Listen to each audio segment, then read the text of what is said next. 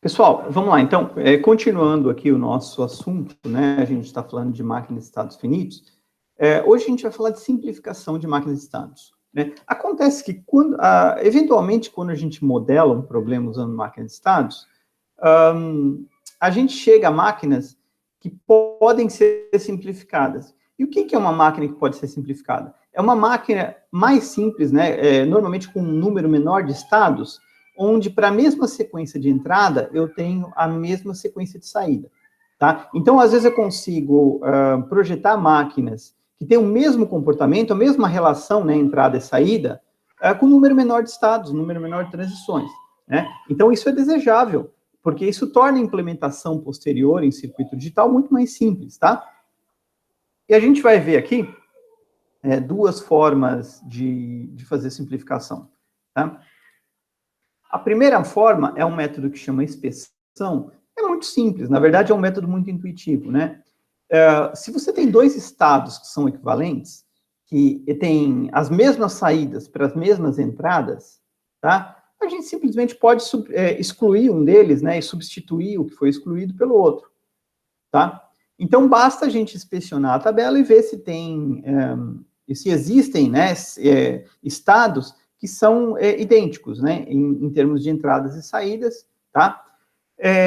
E fazer essa substituição, né? Uma outra situação também onde a gente pode excluir estados são estados que são inatingíveis. Então, às vezes eu tenho um estado e eu não tenho nenhuma transição que leva até esse estado, tá? Nesse caso, esse estado ele nunca vai ser atingido, ele não precisa existir na máquina, né? Então, vamos ver aqui um exemplo simples, né? Então, eu tenho aqui uma máquina de estados, eu tenho os estados, né? As minhas transições, dependendo das entradas, e eu tenho as saídas associadas a esses estados, né? E aí eu percebo que, por exemplo, o estado B e o estado D, eles são idênticos, né? Para as mesmas entradas, então, as transições são as mesmas, né? Por exemplo, no caso do B, quando entra 0, eu vou para o estado C, quando entra 1, eu vou para o A. Isso acontece de forma idêntica no estado D. E as saídas são as mesmas, tá? Então, eu posso substituir, por exemplo, eu posso eliminar um desses estados e substituir pelo outro, né? Aqui, eu vou eliminar o estado D, tá? Então, toda a transição que me levava até o estado B, por exemplo, nesses dois casos aqui, elas vão me levar até o estado B agora, tá? Para mim, encerrar a exclusão desse estado que chama D, né? Aqui, então, analisando novamente essa máquina de estados, eu percebo que o estado A e o estado E, eles são idênticos, né? Então, eles têm o mesmo comportamento e a mesma saída para as mesmas entradas. Significa que eu posso excluir um deles, certo?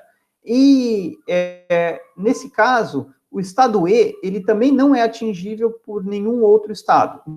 Então, eu não tenho nenhuma transição que me leva até o estado E, tá? Então, eu tenho mais um motivo para excluir esse estado, tá? Então, esse estado E, ele poderia ser excluído dessa máquina por qualquer um desses dois motivos, né? E aí, eu excluindo o estado E, eu fico com essa máquina aqui de 3 estados, tá? Se vocês fizerem um teste, né, e inserir, né, pensar em uma sequência de entradas e verificar saídas, vocês vão verificar que essa entrada aqui, essa máquina de estados aqui, ela vai se comportar, ela vai gerar as mesmas saídas que essa outra, tá? Então, ela é equivalente, ela pode substituir essa máquina de estados que é mais complexa, tá? A gente tem uma outra forma de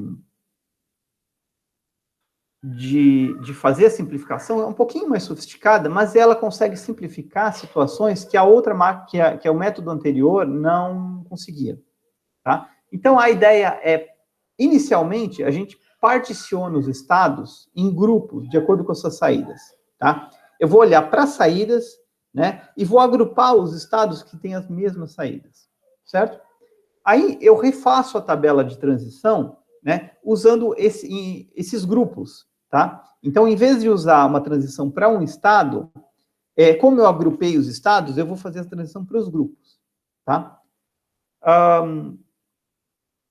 Agora eu tenho né, as entradas, transições e saídas, e eu vou agrupar, vou reagrupar, né, os estados de acordo com as entradas e saídas, tá? Então, eu vou ver os estados que têm entradas similares e saídas similares, eu vou subdividir esses grupos, tá?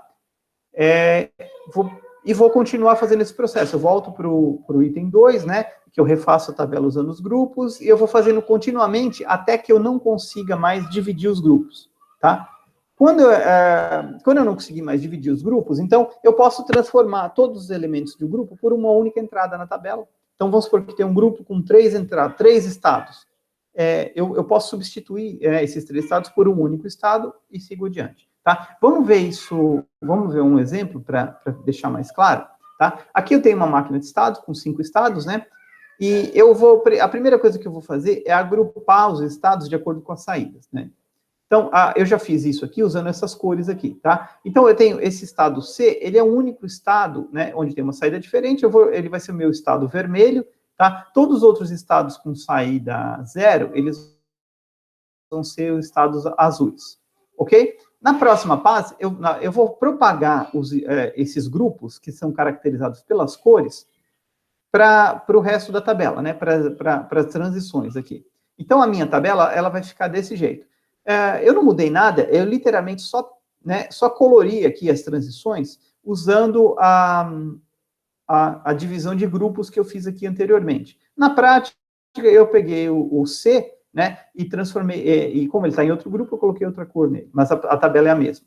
Agora, eu vou analisar essa tabela aqui, e eu vou subdividir os grupos que tem a mesma sequência de entrada, né, que são iguais aqui, usando entradas e saídas. Então, por exemplo, eu vejo aqui, essa primeira linha, ela é igual à última linha, certo? Então, eu tenho azul, azul, vermelho, saída 0. Azul, azul, vermelho, saída 0. Então, eu posso transformar isso aqui num grupo, né? Aqui eu tenho azul, vermelho, azul, saída 0. Azul, vermelho, azul, saída 0. Eu tenho um outro grupo, tá? E esse grupo aqui com a saída 1 é um grupo único. Então, eu tenho 3 grupos aqui, né? O estado A e o estado E vão formar um grupo, o estado B e o estado D vão formar outro grupo, tá?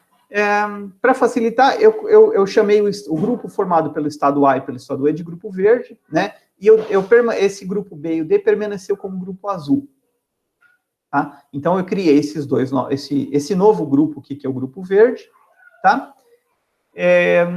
Vou propagar, então, essa nova classificação de grupos para o restante da tabela, né? E ele vai ficar desse jeito aqui. E aí eu vou perceber que eu não consigo mais subdividir os grupos, né? Então, o grupo verde, ele é verde, azul, vermelho e saída 0. Verde, azul, vermelho, saída 0. Não consigo mais subdividir esse grupo. Tá? O grupo azul, ele é azul, vermelho, amarelo, azul, vermelho, verde, 0. Azul, vermelho, verde, 0. Também não consigo mais subdividir, tá? Então, quando eu chegar nesse ponto onde eu não consigo mais subdividir os grupos, eu posso... eu transformo, né, assim, por exemplo, o grupo verde, ele tem 2 elementos, ele vai passar a ter um elemento só, eu vou substituir por um elemento só.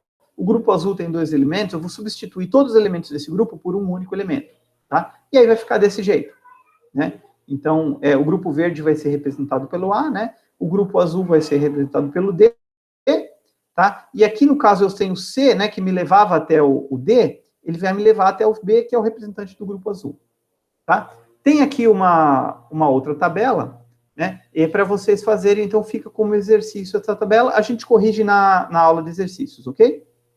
Então, a gente continua esse assunto na próxima aula.